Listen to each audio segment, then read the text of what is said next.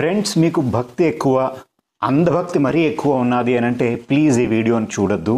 ఎందుకంటే నేను చెప్పబోయే కొన్ని లాజికల్ పాయింట్స్ మీకు నచ్చవు.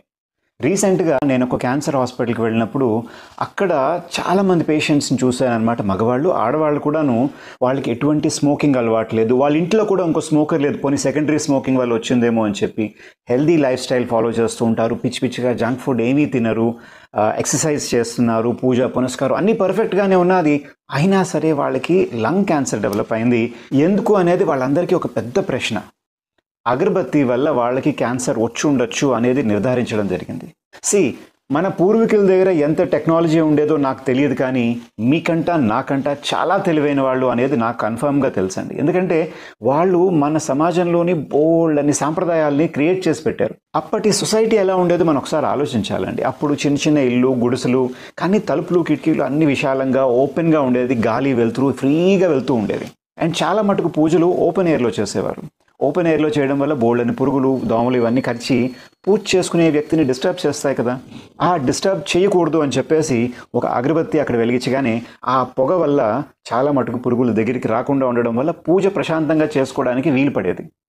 ఈరోజు మనం ఉంటున్న అపార్ట్మెంట్స్లోని అంత గాలి వెలుతురు ఎక్కడైనా ఫ్రీగా పాస్ అవుతుందా చెప్పండి?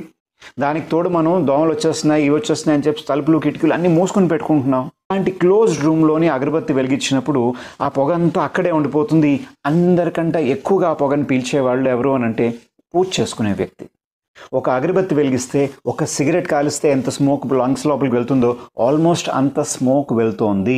ఈ అగరబత్తులు అక్కడ సరిపోనట్టుగా అక్కడ ధూప్ స్టిక్ కూడా పెట్టేస్తూ ఉంటారు, సాంబ్రాన్ పౌడర్ వేరేగా పెట్టేస్తూ ఉంటారు. వీటన్నింటి వల్ల అక్కడ బోల్డ్ అంతా పార్టికులేట్ మెటీరియల్ అనమాట. మీకు కూడా కనబడుతుంటుంది చూడండి, చిన్న చిన్నగా నల్లగా అక్కడ గాల్లో తేలుతున్నట్టు.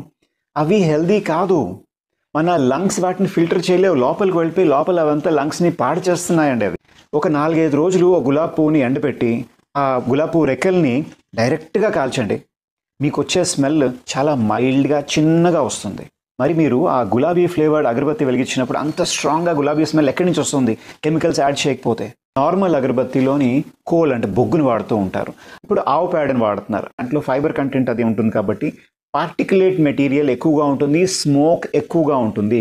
ఈ ఆవు పేడతో తయారు చేసిన అగరబత్తికి ఎక్కువ స్మోక్ వస్తుంది.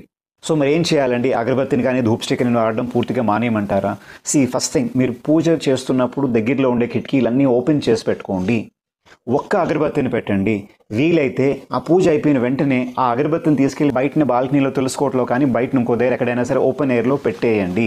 ఈ వీడియో మీకు నచ్చుంటే మీ ఫ్రెండ్స్తో షేర్ చేయడం మర్చిపోదు. నా పేరు డాక్టర్ సురేష్ సోమ్యాజుల. సర్వే జన సుఖినో భవంతు.